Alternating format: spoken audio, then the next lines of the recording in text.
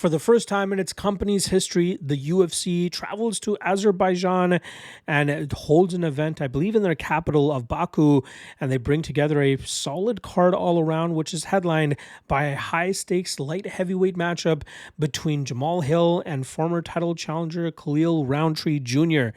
The co-main event features probably the fighter that is most popular on this card, especially in the neck of the woods that this event is taking place, and that is Rafael Fiziev, as he looks to buck this 3-fight losing streak as he takes on a fighter on a 3-fight winning streak, Ignacio Bahamondes.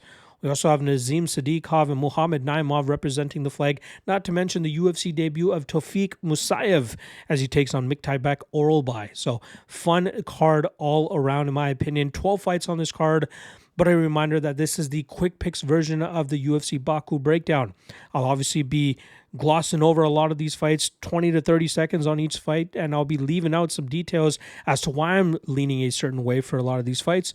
So if you're looking for more information on these fights, make sure you guys check out the MMA Lawcast, which I dropped earlier this week. You can find the link in the description below, or just check the YouTube channel page as I have it posted over there for you guys. All right. Hope you're laced up and ready to go, because we're off and running with the first fight of the night between Hamdi Abdelwahab going up against Mohammed Usman. I'm not a big Abdelwahab believer, but Usman is not that good either. I think the aggressiveness and the possible wrestling threat of Abdelwahab will keep Usman moving backward and eating some big shots, allowing Abdelwahab to grind this fight out and win it on the scorecards. Next up in the flyweight division, we got Tagir Ulanbekov going up against Azat Maksum. I'm expecting Ulanbekov's grappling to catch up to Maksum here, probably by the second round, and that will allow Ulanbekov to continuously put the pressure on Maksum, wear him down, break him, maybe submit him, but my actual prediction will end up being Ulanbekov to win this fight on the scorecards. Next up, Irina Alekseeva going up against Claudia Sygula. I really like me some Alekseeva here, but I'm not too hot about that minus 255 line.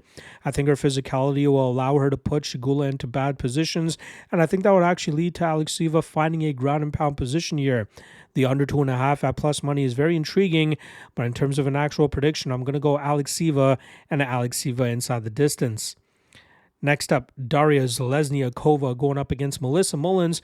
This is a rematch of a fight that took place back in November of 2023, where Mullins was able to batter Zheleznyakova from top position and get the first round stoppage.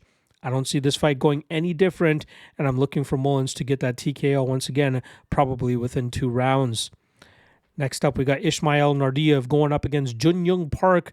I'm a big fan of Junyoung Park, and I think this is a fight that he can perfectly showcase his advantages with his pace, pressure, and eventually his grappling as he puts Naurdiev through the ringer, and I think he easily wins this fight on the scorecards. Next up, we got Seokkyung Ko going up against Oban Elliott. Ko will surely provide some resistance, especially if Elliott looks for a takedown-heavy approach, but I'm expecting Elliott to mix it up well enough with his volume striking and his takedown threat to grind this fight out and win it on the scorecards. Next up, we got Muhammad Naimov going up against Bogdan Grad.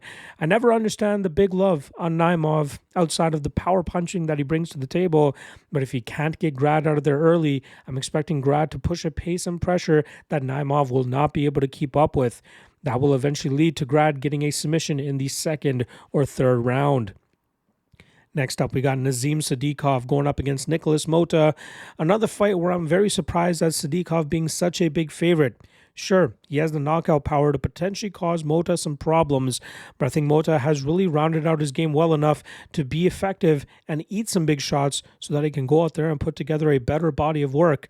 I'm expecting him to touch up Sadykhov, maybe mix in a few takedowns, but I think Motta is more than live of an underdog, especially in that plus 340 range. Look for Motta to win this fight on the scorecards.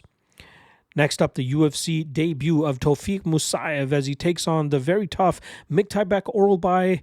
Musayev is a solid power puncher, but he has some very sketchy takedown defense and defensive grappling, and that's where I fully expect Orolbai to expose Musayev.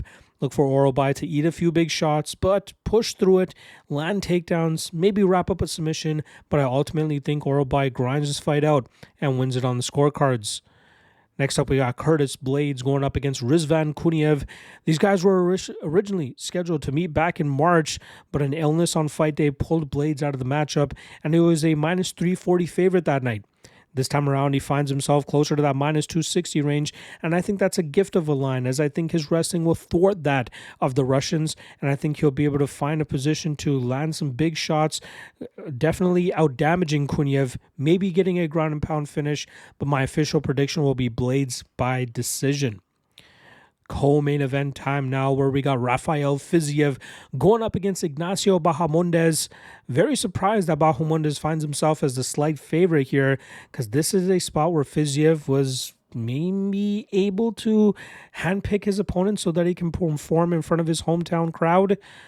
I think his speed advantage, maybe even some of his wrestling, could allow him to thwart the distance striking of Bahamondes, and that should either lead to Fiziev landing a big enough shot to put Bahamondes away, or landing big enough shots, mixing it in with his takedowns, and getting some control time to win this fight on the scorecards. And that brings us to the main event in the light heavyweight division, as we have Jamal Hill going up against Khalil Rountree Jr. We did see Rountree roughly around minus 160 earlier this week. Now he finds himself at minus 120, as a lot of love has started to come in on the Jamal Hill side of things. And I have to agree. I think this is a great stylistic matchup for Hill to batter Rountree from distance, counter-strike effectively, and then start pulling away in deep water, which is where I expect Jamal Hill to come through with either a round 3 or 4 KO finish of Khalil Rountree. There you guys go. Full, or at least I should say quick picks for UFC Baku. Make sure you guys check out the PFL breakdown that I dropped earlier today. I'll be dropping an LFA breakdown for you guys tomorrow. All the track plays, all that good stuff is on the Lock of the Night Patreon page, so make sure you guys check that out. Otherwise, I will see you guys again tomorrow for the Locky 2-step / Locky Trinity free parlay. See you guys then. Peace.